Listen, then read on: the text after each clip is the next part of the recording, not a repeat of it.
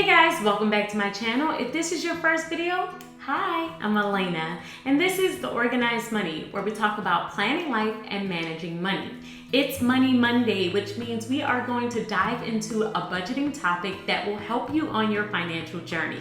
Today we are talking about 7 budgeting habits that you should start today. Now, all of these are not just dealing with money. Some of them have to deal with mindset, but I really believe that these habits will help you with your financial wellness overall. So let's go ahead and get started. Habit number 1 is to practice gratitude daily. It may not sound like a financial habit, but I promise you, it makes a world of a difference if you are grateful for the things that you already have. You will feel less pressure to keep up with other people. You'll be less likely to buy things that you don't need. And overall, you will start to look inside for your happiness. Making sure that you're grateful every single day for what you already have is one of the primary keys to true abundance. I like to practice this habit every single morning in my journal. As I'm journaling, I will think about all the different things that I already have and think about the things that money can't buy. It helps me to connect with what truly matters, and I am less likely to make impulsive purchases throughout the course of my day. So I challenge you to take on this habit. Take a moment and write down 3 things that you are grateful for every single day. Habit number 2 is to keep a visual place where you can always have your financial goals. When you get in the mix of budgeting and trying to improve your finances, it can be very easy to forget why you started in the first place. Make it a habit to keep your financial goals in a place where you can see them on a daily basis. I have a spot for my financial goals within my budget planner, and this helps me to stay focused when times get tough. What I like to do is glance at my financial goals every single morning so that I can stay motivated. So try this practice, keep it in your budget planner, or maybe you want to place it in a spot that you can see every single day. I know a friend who keeps hers on her laptop, so as soon as she opens her laptop,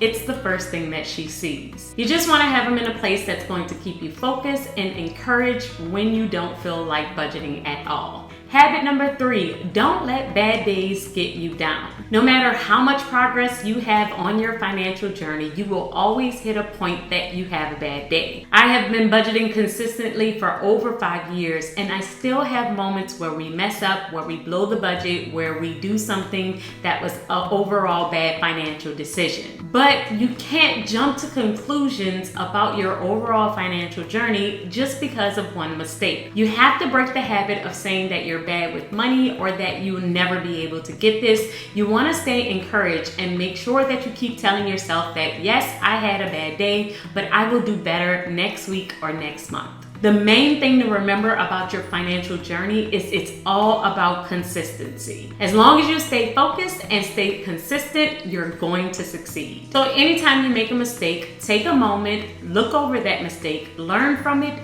accept it, and move on.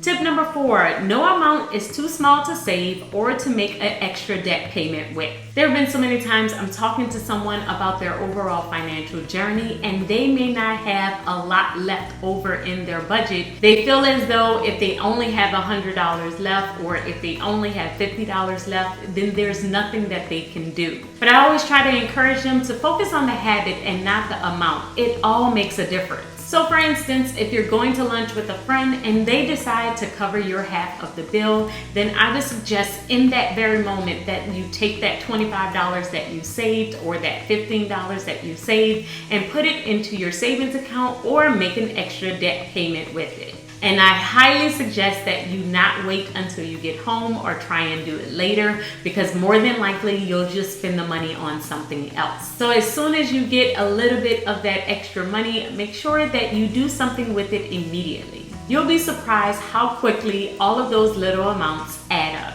Tip number 5 is to know your overall wealth. It's so easy to get caught up in the weekly budgets that we do on a consistent basis, but you want to make sure that you're taking time out, maybe once a quarter, to look at your overall net worth. So in this time, you are adding up all of your assets, looking at all of your investments, taking away all of your liabilities, and seeing how much your bottom line is. Most people think that this is a number that they need to worry about as they get older, or possibly because they're not a celebrity, it's something that they don't need to worry about at all. But it's something that you should definitely be keeping track of now. This number is the best assessment we have of knowing if we're headed in the right direction. Our bank balances is one piece, our debt and our credit card payments is another piece, but that ending number really will tell the full story. So I like to do mine once a month, but you definitely don't have to do it that often. At least once a quarter or once a year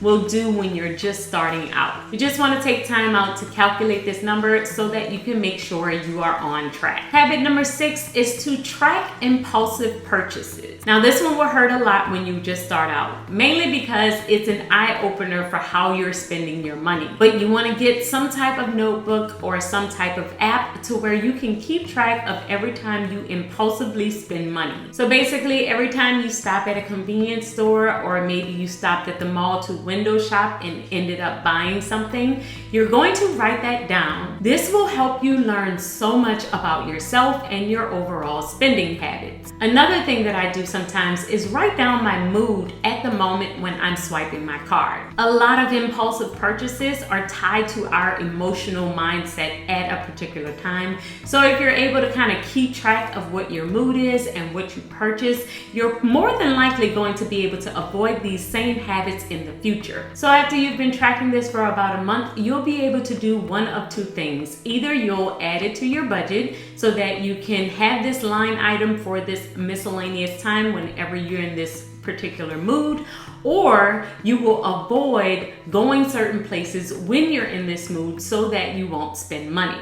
Either way, you'll be more prepared and those impulsive purchases won't be so impulsive anymore. And habit number 7 is to work on getting 1 month ahead. Getting 1 month ahead, especially as a self-employed person, was the best decision that I ever made. If you've never heard of this concept, it's basically where you save 1 month of your income and put it in a separate account. As a new month approaches, you move over the money that you have already saved and you pay all of your bills with last month's money. Then as you get paid in the current month, you just save your checks. What this means is you're always paying this month's bills with last month's money, and it gives you more time to save for the next month. And as a self-employed person, if I don't get the income that I am expecting for a certain month, I also have a little bit of a cushion instead of worrying about not being able to cover all of our bills. If you want to see the full process of how we got 1 month ahead, then make sure you check out this video.